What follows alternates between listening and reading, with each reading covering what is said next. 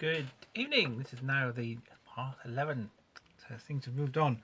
So getting towards the end of the restoration of this accordion.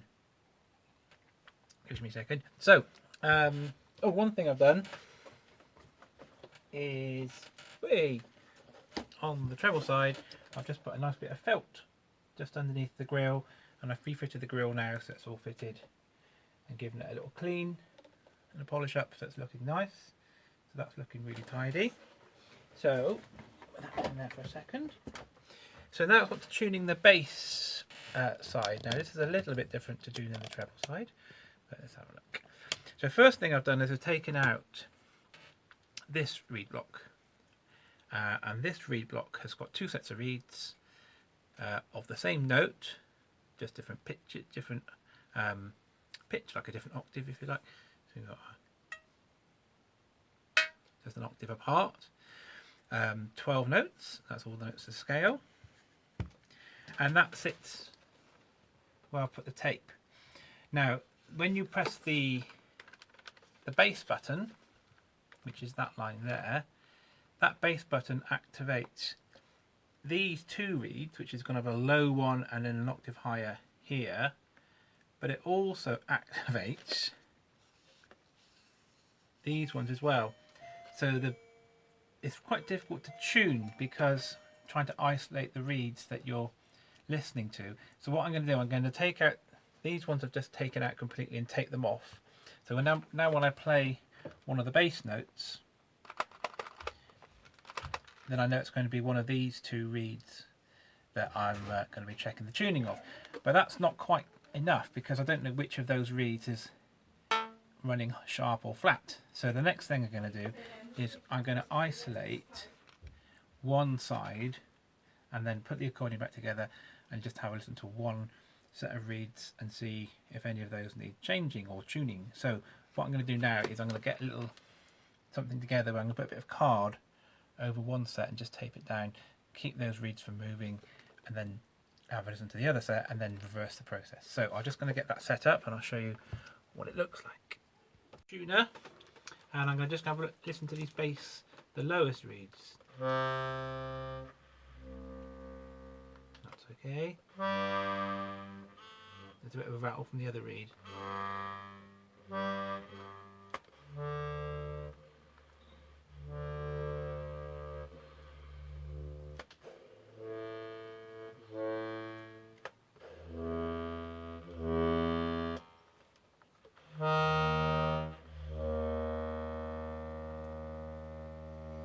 So those lowest reeds actually sound fine. They sound, and on the tune they look, they're absolutely fine. So I'm not going to touch those ones.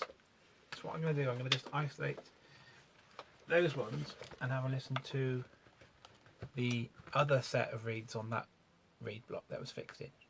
Okay, now I've got the other set of reeds isolated. These are so the ones I had were ringing before, they were the kind of lowest ones, and they're generally okay anyway. They don't come much out. But these next ones, where an octave up, might have a few more issues. So let's have a little listen and see where we are. So let's start with C.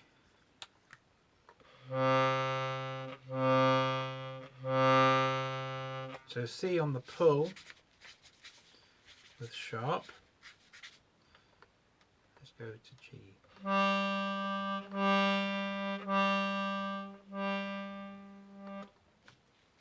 G on the push with a little bit sharp, not very much.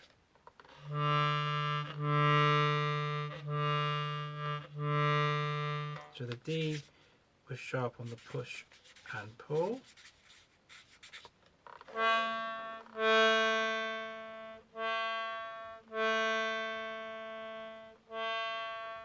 So the A,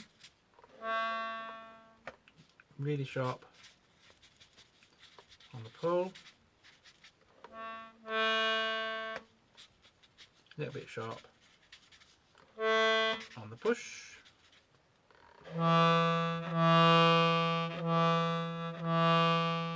and the E is sharp, push and pull. How have we got to now? We've got F. F the sharp on the push pull, and the B flat, and the E flat. Okay, so there's quite a lot of flattening to do with these because they're all running a little bit sharp. So the next thing is I'm going to take it apart and have a look at adjusting some of these reeds. Okay. Hey, right, all going well. These bass notes now sound good. So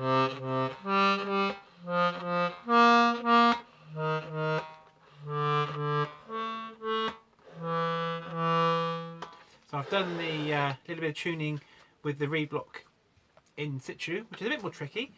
I prefer to do my tuning with the reed blocks out really, but anyway, you can do it, but you just got to just be quite careful. So what I'll do, I'll take it off and I'll take off the other tape on the lower reeds and I'll have a listen to both of those together. Okay, so with those two lower reeds, both of the reeds which were fixed into the fixed reed block, if you like.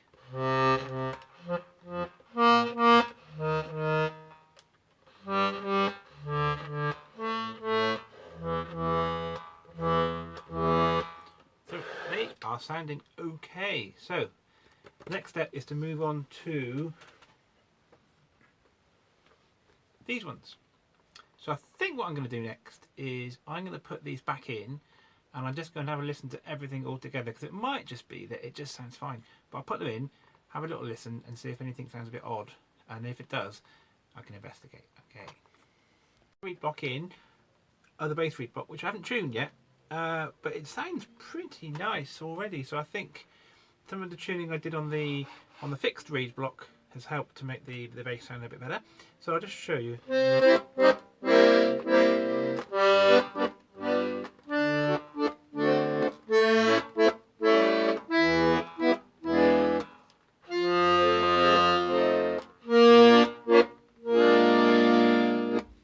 So that's pretty good. So I'll do a little tune as it is, and then I'm going to have a little go on that final bass reed block, the one that can come out, and just have a look at that one, check for any odd going on, and then that all good.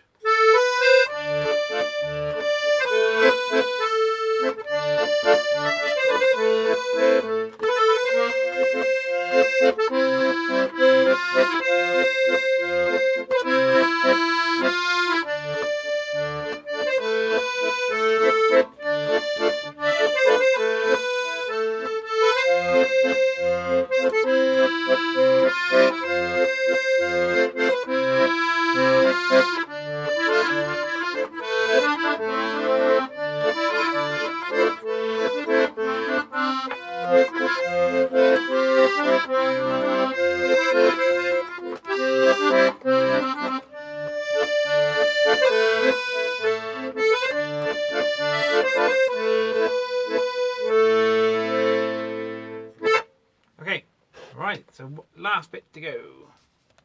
So, here we go. Sorry, I've just got the final bass reed block out. I've uncovered both holes on my tuning table so I can actually listen to both of these reeds together and just have a little listen and just listen out for anything which is a bit odd. So let's have a little look.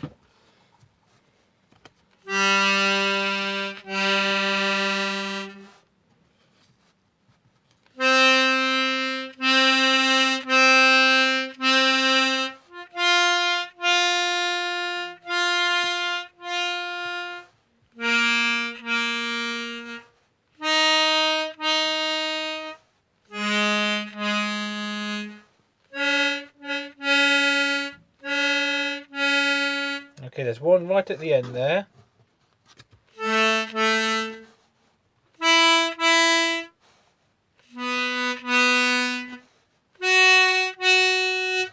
It's just this one here.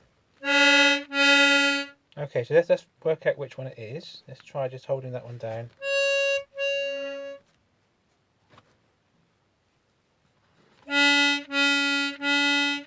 It's that one. So the outside reed is running sharp. So what I'm going to do, I'm just going to tackle that one and I'll show you what I've done in a second. Okay, so one of these was running to sharp. So I've just had a little go with that. And that sounded a lot better. So that reed block is ready to go back in. I'm going to leave it like that. So put that one in. Tighten it down. There we go. So they're all in. So I'm going to put it all back together and have a little play and make sure it's okay. So when it's all back together, I'm going to give you a little tune. Okay. Okay. I think got as far as I can really. Bass side sounds good.